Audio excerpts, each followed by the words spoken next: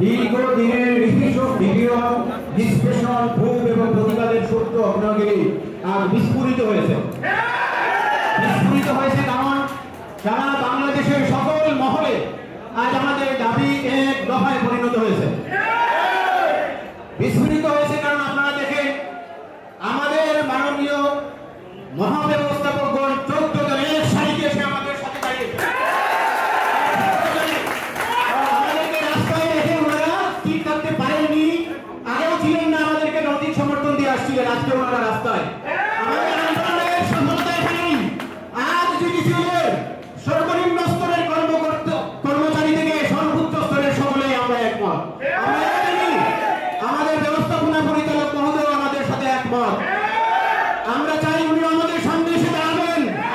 আর যদি জিডিসিএর কর্মকর্তা কর্মচারীদেরকে ছাড়া উনি একা এই অফিস চালাবেন বলে সিদ্ধান্ত নেন, তাহলে কিভাবে চালান সেটাও আমরা দেখে নেব। একটা কথা বলে যায় আপনাদের, পেট্রোবাংলা থেকে যেভাবে মিথ্যাচার করে চলেছে, গতদিন সবাই আর নামক একটা পত্রিকায় 2-3টি জঘন্য মিথ্যাচার করেছে, তাকে বাধা দিতে চাই। লক্ষ্য করুন, সেই পত্রিকায় লিখেছে প্রথমে জিডিসিএল ট্রান্সমিশন সিস্টেমে কোনো লস নেই, এটা দিয়ে শুরু করেছে। তারপরও তাদের 2.5% থেকে 3.5% সিস্টেম লস। এই যে তারপরও কথার ব্যাখ্যা কি দিয়েছে আপনারা শুনুন। তারা বলছে কারিগরিভাবে তাদের সিস্টেম লস নেই বটে, তবে তাদের এখানে কোনো চুরি অথবা তাদের ব্যবহার রয়েছে। আপনারা লক্ষ্য করুন, 60 থেকে 90 মিলিয়ন এমএনসিএফটি গ্যাস দিয়ে 600 মেগাওয়াট বিদ্যুৎ প্ল্যান্ট তৈরি করা যায়। জিডিসিএল ট্রান্সমিশন সিস্টেম থেকে কোথায় এরকম এত বড় স্থাপনা আমরা তৈরি করেছি?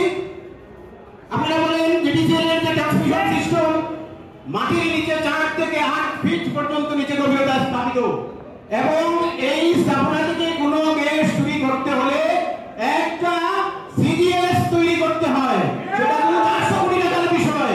সেই সিজিএসটা কোথায়?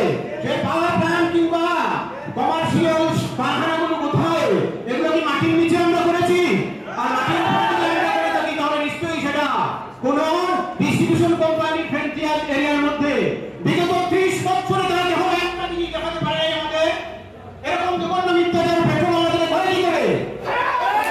এই পেট্রোবাংলা ইতিমধ্যে নৈতিকভাবে দেউলিয়া হয়ে গিয়েছে। পেট্রোবাংলার 13টি কোম্পানিকে শাসন করার, রেগুলেট করার কোনো অধিকার তারা রাখে না। তারা শুধু সে কথা বলেই থামে নাই, তারা আরো বলেছে যে আমরা নাকি উচ্ছৃঙ্খলতা করি, আমরা নাকি অর্থলিপ্সু। প্রিয় সহকর্মীবৃন্দ, খেয়াল করুন, সারা বাংলাদেশের সকলে এক বাক্যে বলে তারা দুর্নীতিবাজ, কিন্তু জিডিসিএল এর কর্মকর্তাদের দুর্নীতিবাজ বলতে পারে নাই, লজ্জা করে বলেছে অর্থলিপ্সু। অর্থাৎ মিথ্যাচার করতে গিয়েও তারা সাহস পায় নাই। আমরা বলতে চাই আমরা অর্থলিপ্সু নই, আমরা দেশের জাতীয় মানুষের কল্যাণে কাজ করে চলেছি। আরেকটা জিনিস খেয়াল করুন, মাননীয় চেয়ারম্যান মহোদয় কেন বলেছেন উনি জিডিসিএল কে উস্কানি দিচ্ছেন? কারণ উনি জানেন জিডিসিএল সারা বাংলাদেশের সকল মহলে গ্যাস সরবরাহ করে, সকল স্থাপনার সকল কর্মকর্তা কর্মচারী বিক্ষুব্ধ। তারা বিক্ষুব্ধ হয়ে যদি সারা দেশের গ্যাস সরবরাহ বন্ধ করে দেয়, সারা দেশের অর্থনীতি বিপর্যয় করবে। উনি এটা চেয়েছেন, কিন্তু আমরা এই ভাবে ভাগ দেবো না। আমরা পেট্রোবাংলার কাজ করি না, আমরা দেশের মানুষের জাতির জন্য কাজ করি। সেই উস্কানি ভাবে আমরা বাধা দেবো না। আমরা দেশ জাতির কল্যাণে কাজ করবো। অন্তর্বর্তীকালীন সরকারকে কোনোভাবেই বিপর্যস্ত করবো না। এই চেয়ারম্যান বিপর্যস্ত করার জন্য তিতাসের সাথে উস্কে দিয়েছেন, আমাদেরকে উস্কে দিয়েছেন, পেট্রোবাংলার অধীন 13 কোম্পানির সকলকেই উস্কে দিয়েছেন। তারা আমাদের সাথে নামে যাওয়ার অপেক্ষায় আছে। আপনারা লক্ষ্য করুন, আর একটা স্পন্লিঙ্গ যদি দাঁড়ায় তাহলে 13টা কোম্পানি আমাদের সাথে দাঁড়াবে। আরো বলি, তিতাসের এন্ডে বা বিতরণ কোম্পানিগুলোর এন্ডে যে দুর্নীতি আমাদের কাছে জমানো হয়েছে, সেই দুর্নীতি তিতাসের সবাই করে না, মাত্র 1 থেকে 2-5 লোক। তাদের সাথে পেট্রোবাংলার 1-2-4-5 জন লোক মাত্র। এরা ছাড়া পেট্রোবাংলা সকলেই আমাদের সাথে, এরা ছাড়া পেট্রো সেক্টরে 13টা কোম্পানি সকলেই আমাদের সাথে। প্রিয় সহকর্মীবৃন্দ, আপনারা রাস্তায় থাকেন, আমি আবারও বলছি, রাস্তায় থাকেন, পেট্রোবাংলার এই সিন্ডিকেট না ভেঙে জিডিসিএল করে ফিরবে না। এই সিন্ডিকেট শুধু জিডিসিএল এর কল্যাণের জন্য নয়, এই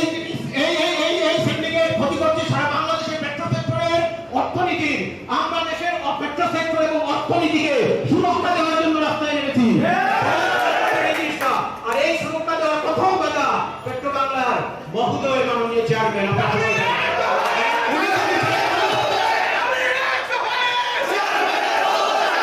পেট্রো বাংলার চেয়ারম্যান মহোদয়কে আমি অনুরোধ করবো আপনার সম্মান নিয়ে অনুগ্রহ করে চলে যান।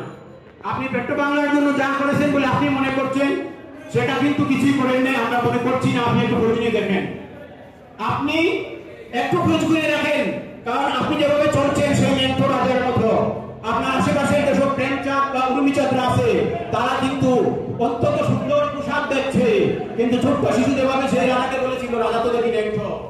এই জিনিসটা আপনারা খেয়াল করবেন। আমি ধন্যবাদ জানাচ্ছি আমার সকল সহকর্মী বৃন্দকে। আপনি রাস্তায় আছেন, থাকেন, আমরা আপনাদের সাথে আছি। আমাদের মাননীয় বিএন মহোদয় আমাদের সামনে আছে, যে সফলতা আমাদের ইনশাআল্লাহ।